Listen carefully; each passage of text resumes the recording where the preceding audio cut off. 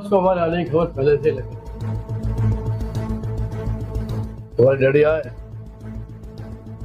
तो बोला ना ऐसे भी तिवारी आए।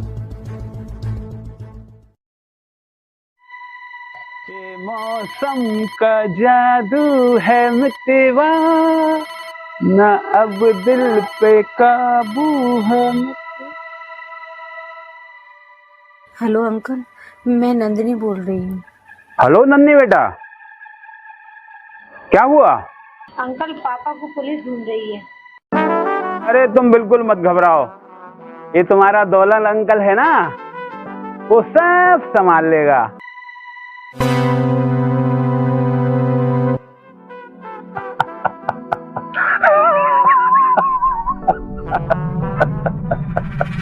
भाई वाह, दिल गार्डन गार्डन हो गया। मेरे इस कमीने दिमाग ने मेरे दोनों ही दुश्मनों को हमेशा के लिए रास्ते से हटा दिया।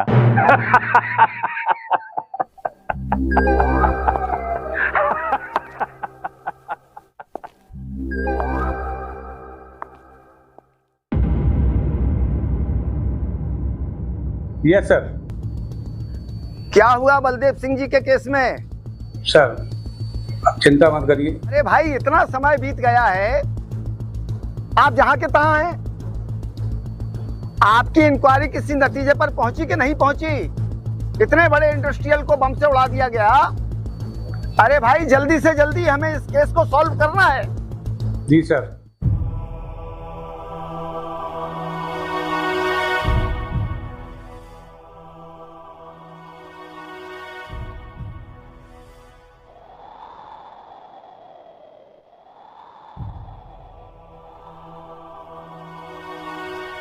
क्योंकि आप नहीं होते, ओके पापा, अब तो मैं आपके पास ही रहूंगा।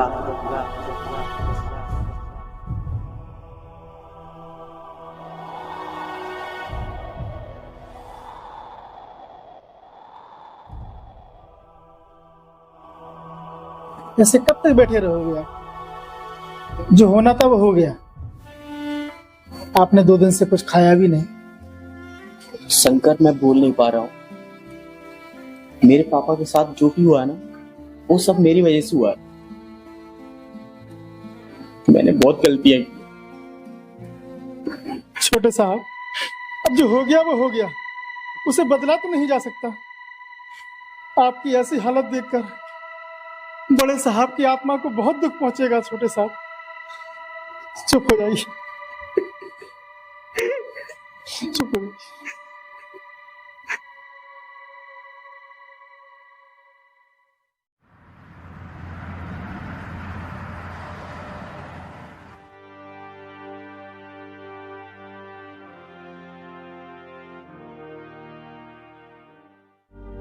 तिवारी जी कहाँ तक पहुंचे इस केस में?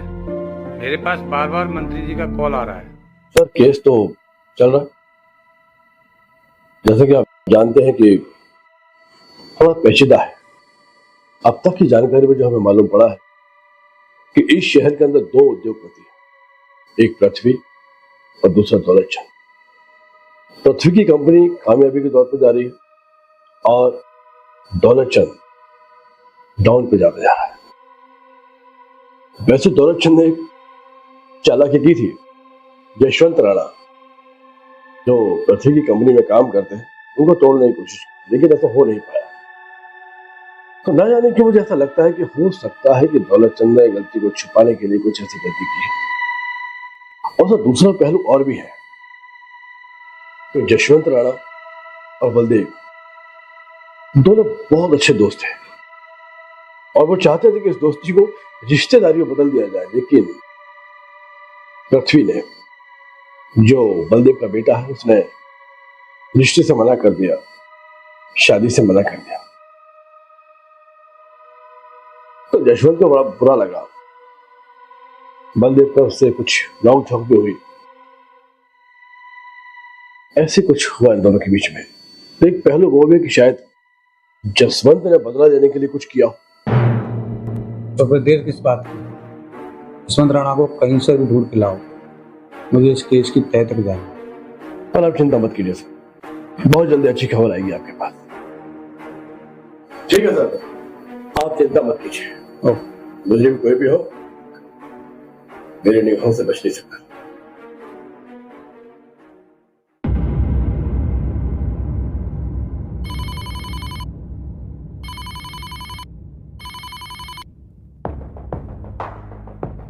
साहब, आपने जिस आदमी का फोटो भिजवाया था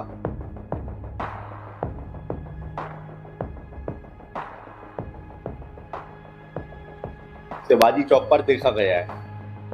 ओके, मुझे लगता है वो बसंत कॉलोनी तरफ गया। हम अभी पहुंचते हैं।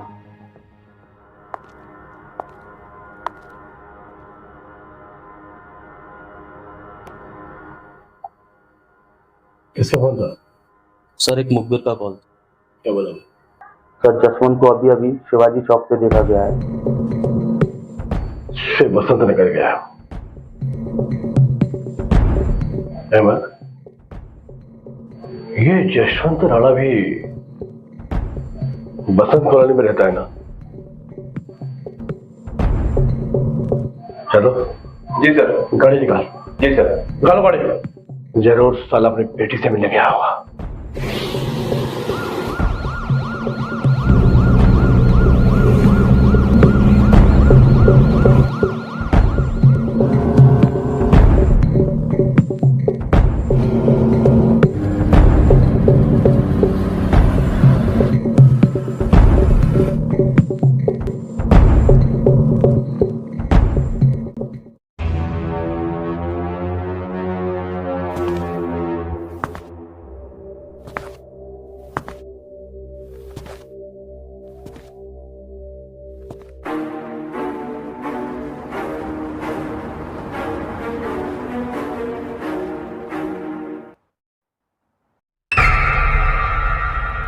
जिसको ढूंढा गली गली वो इस ऑटो में मिली है।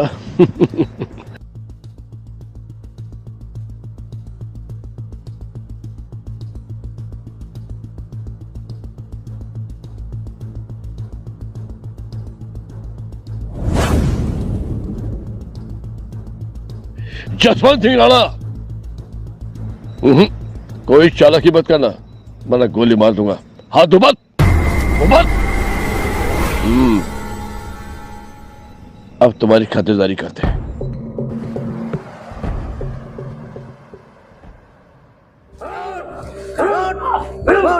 बोल बलदेव किसी भी की।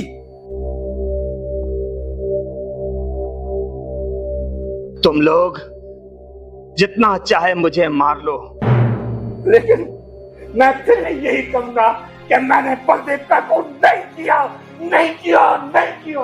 जब तक कबूल नहीं होगा मारते रहेंगे, मारते रहेंगे। बोल बोल। देखो जसवंत, सच तो हम तुम्हारे मुंह से बुलवा के रहेंगे, चाहे कुछ हो जाए। पानी पिलाओ। जी सर।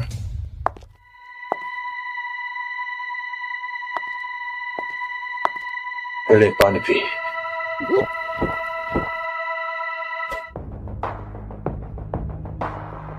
बोल।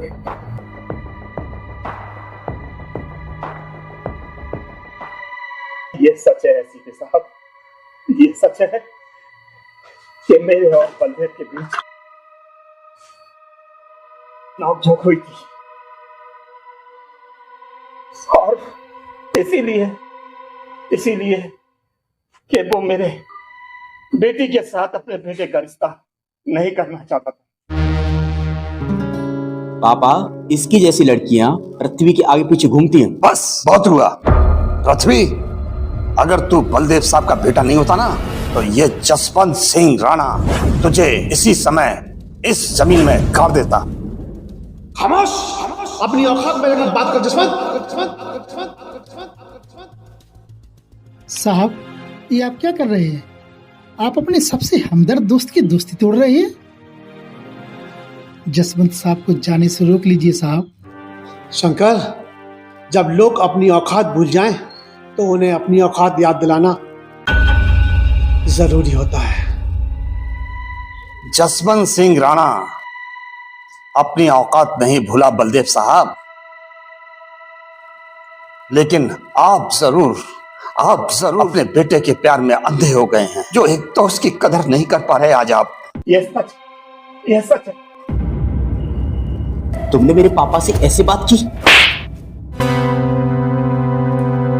तूने इतनी तमीज भी नहीं सीखी कि जब दो बड़े बात कर रहे हों तो छोटों को बात नहीं करना चाहिए। इससे पहले कि मैं अपना आपा खो दूं, तुम बाप बेटी को इस कोठी से बाहर फेंकवा दो। चले जाओ यहां से।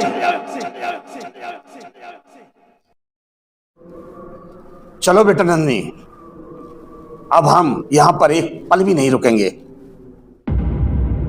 लेकिन फिर भी ये भी सच है कि मैंने उसका कत्ल नहीं किया। मैंने उसे कत्ल नहीं किया। मैं और बलदेव बहुत अच्छे दोस्त थे। एसीपी साहब बहुत ही अच्छे दोस्त थे। जसवंत सिंह जी, हाँ, आप मेरी कंपनी के मैनेजर ही नहीं बल्कि मेरे अच्छे दोस्त भी हैं। आज पृथ्वी इंडस्ट्रीज भारत में टॉप 10 पर है जी। सब आपकी मेहनत का नतीजा है। मेरी वजह से? अरे अरे नहीं बलदेव साहब, तेरी बेटी का रिश्ता टूटा, तूने गुस्सा में आकर उसका खून कर दिया।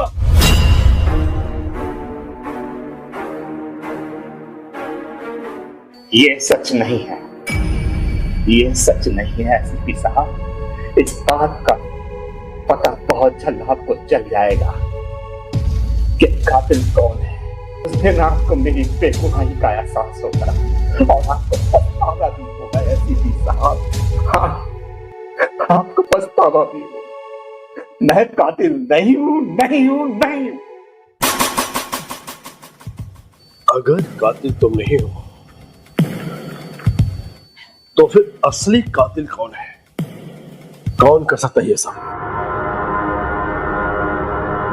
कौन है असली कातिल? बता सकते हो? हाँ, मैं बता सकता हूं। इसका असली कातिल कौन?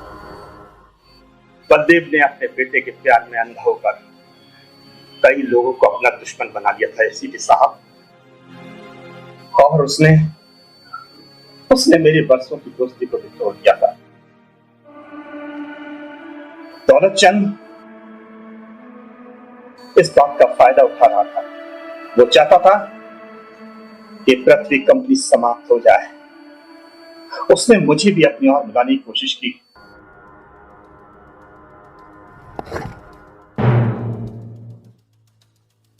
क्या है ये?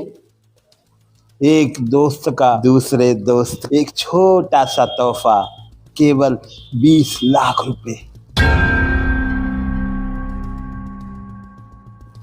जसवंत जी, आपसे एक बहुत छोटा सा काम है। कैसा काम? आप पृथ्वी कंपनी के सीक्रेट्स मुझे सौंप दें। ओह, तो अब समझा। आप जसवंत सिंह राणा की ईमानदारी को खरीदना चाहते हैं, क्यों? वैसे आज दिन कौन सा है दौलतचंद जी? मंगलवार। मंगलवार। आप खुशनसीब हैं दौलतचंद जी, जो आज मंगलवार है। जसवंत सिंह राणा मंगलवार के दिन किसी पे हाथ नहीं उठाया करता।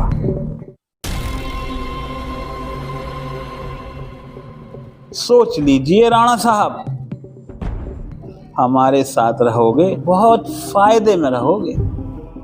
जसवंत सिंह राणा दौलतचंद जी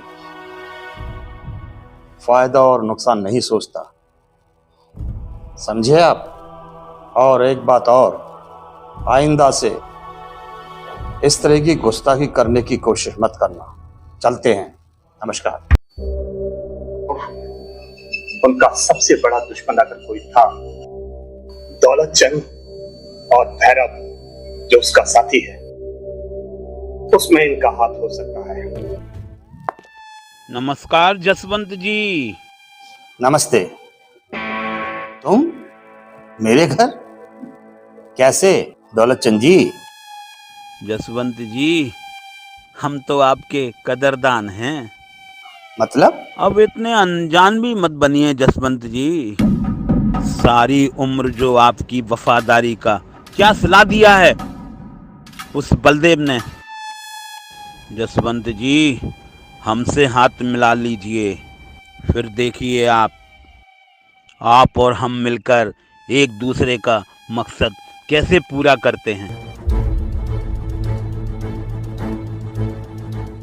अब देखिए जसवंत जी, उस बलदेव के सिर पर चढ़ा पैसे का घमंड कैसे चकनाचूर करते हैं। वही कातिल हो सकते हैं।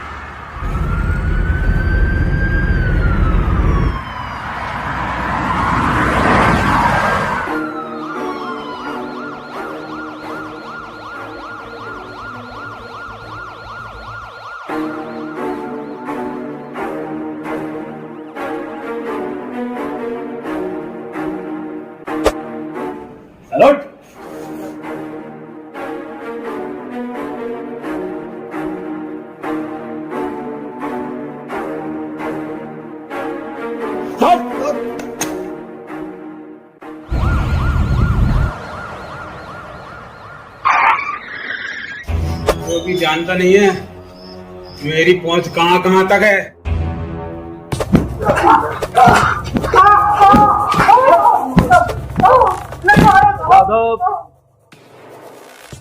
सर, दौलत चंद जी बोल रहे हैं कि हमारी पहुंच ना जाने कहां कहां तक। अच्छा भाई, यही तो हम जानना चाहते हैं जी। आपकी पहुंच कहां कहां तक है? चलिए सीधा बात करते हैं कि तुमने बलदेव को क्यों मारा? एसीपी साहब, बलदेव के कत्ल में मेरा कोई हाथ नहीं है। अच्छा तुम्हारा कोई हाथ नहीं है? चलो फिर बता दो कि उसके कत्ल में किसका हाथ है। जावेद जी सर। ये ऐसे नहीं मानेंगे, इनकी अच्छी तरह से खातिरदारी करो। जी सर। थोड़ा सालों को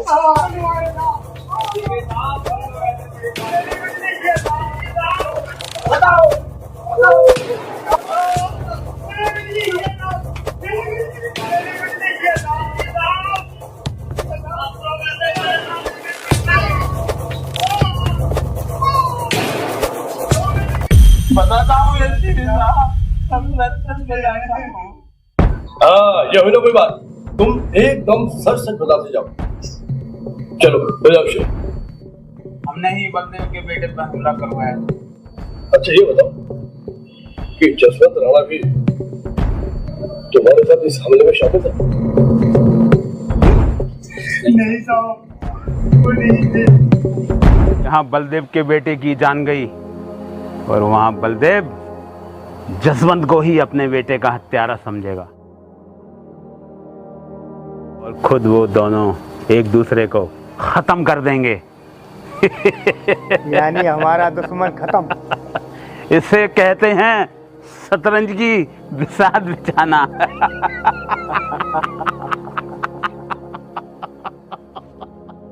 लेकिन ये बताओ कि बलदेव की कार पे तुमने ब्लास्ट क्यों करवाया? क्यों उसकी जान ली? बताओ। नहीं एसीपी साहब, हमने बलदेव की कार का कोई ब्लास्ट नहीं करा है। सर, मैं कसम खाकर बोलता हूँ, बलदेव की गाड़ी के ब्लास्ट में मेरा कोई हाथ नहीं है एसीपी साहब, कोई हाथ नहीं। साहब, मैंने तो बलदेव की मौत की खबर टीवी पर देखी थी। देश के नामी इंडस्ट्रियलिस्ट बलदेव की कार में ब्लास्ट कर ले ली जान। सूत्रों से मिली जानकारी के अनुसार इस केस की जांच पुलिस विभाग के बहुत ही तेज तर्राक ऑफिसर अभय तिवारी को सौंपी गई। सर, मैं तो अभी तक ये सोच रहा था कि उस बलदेव को जसवंत ने मरवाया है। दौलत, अगर तुमने एक एक बात भी झूठ बोली ना, तो ये बात याद रखना कि मैं तुम्हारा वो हर्ष करूंगा कि तुम्हारी 7 पीढ़ियां भी याद रखेंगी।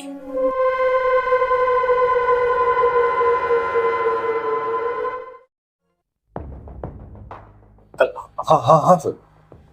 सर मुझे आप 2 दिन का टाइम दीजिए, सिर्फ 2 दिन का टाइम। जादव, अहमद, ये दौलतचंद, जसवंत सिंह राणा और भैरव की लोकेशन टेस्ट हुई कि नहीं हुई? इन तीनों की लोकेशंस घटना स्थल पर नहीं पाई गई सर। अच्छा। और एक बात और सर, इन तीनों में से किसी की भी आपस में फोन पर बातचीत नहीं हुई है। अच्छा। ऐसी जो ब्लास्ट करवाए सर। हाँ सर, अहमद सही कह रहा है सर।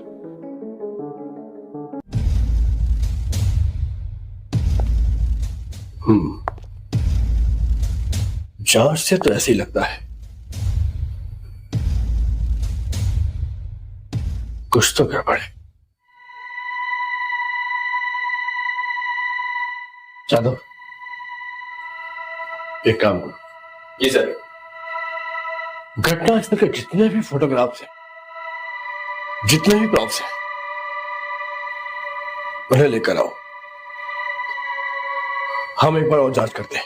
जी सर। बारीकी से। जी जनाब। जाओ लेकर आओ। जी सर। सर, घटना वाली स्थल से सर ये सारे सामान बरामद हुआ है सर।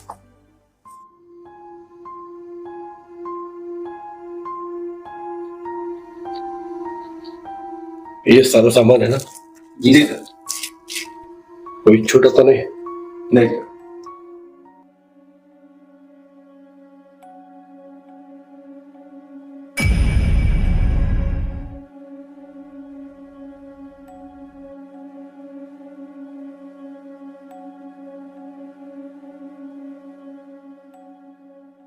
ये झुमके का टूटा हिस्सा बलदेव की गाड़ी तक कैसे पहुंचा? सर हो सकता है कि ये वहां से गुजरने वाली किसी महिला का हो। हाँ, ये भी हो सकता है, और ये भी हो सकता है कि ना, ये पहले गिरा है या बाद में, ये एक जांच का विषय है। जी जनाब।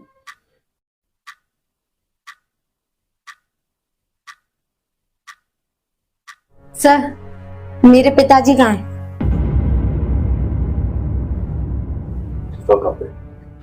सर क्यों? मेरे पापा बहुत अच्छे इंसान हैं, वो कभी किसी को मार ही नहीं सकते। अगर तुम्हारे पापा बेगुनाह है तो उन्हें सजा नहीं मिलेगी।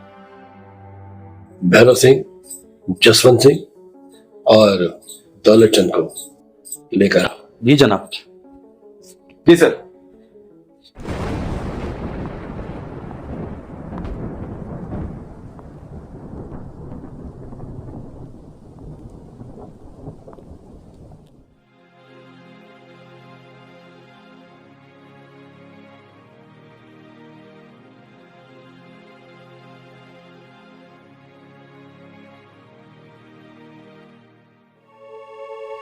जसवंत सिंह राणा जी, आप तो जानना नहीं चाहेंगे कि कातिल कौन है? कौन है कातिल? क्या वाकई सर कातिल पकड़ा गया? कातिल मेरी नजरों के सामने है। क्या दौलतचंद ने बलदेव की हत्या की है? कातिल दौलतचंद नहीं, जसवंत जी नहीं, दौलतचंद ने हत्या नहीं की, भैरव भी नहीं है। आखिर कातिल है कौन? कातिल है जसवंत सिंह जी, आपकी बेटी। आपकी बेटी ने यह कत्ल किया है। नहीं,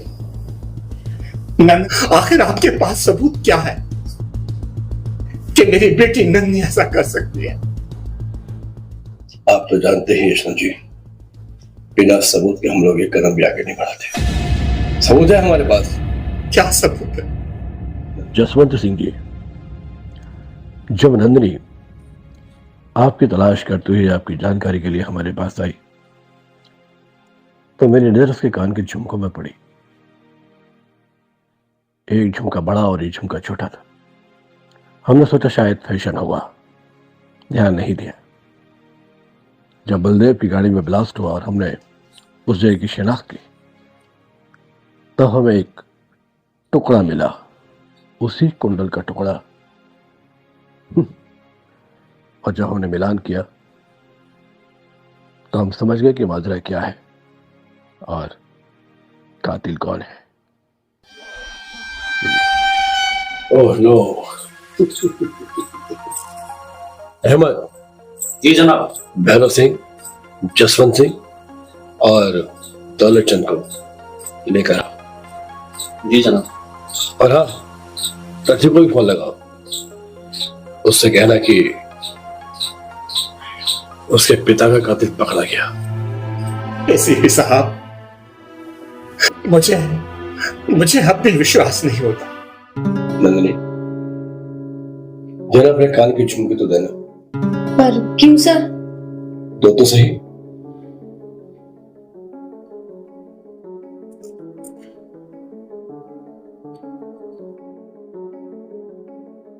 समझिए, जो दो झुमके हैं, एक पूरा साबुत है,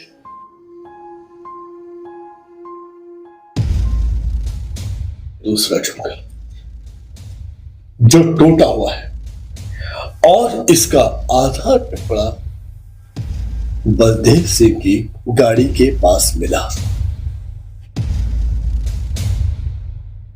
कैसे? मैं यह जानना चाहता हूं नंदिनी कि जब गाड़ी में ब्लास्ट हुआ तो तुम बलदेव सिंह की गाड़ी के पास क्या कर रही थी? सर मैं कहीं नहीं गई थी, मैं तो घर पर ही थी। झूठ बोलती हो तुम, सफेद झूठ बोलती हो। ये झुमका हमें उस गाड़ी के पास मिला है जो तुम्हारे कानों में पहना हुआ था। झूठ बोलने से सच्चाई चुप नहीं जाती नंदी। सच सच बोल दो कि तुमने ऐसा क्यों किया।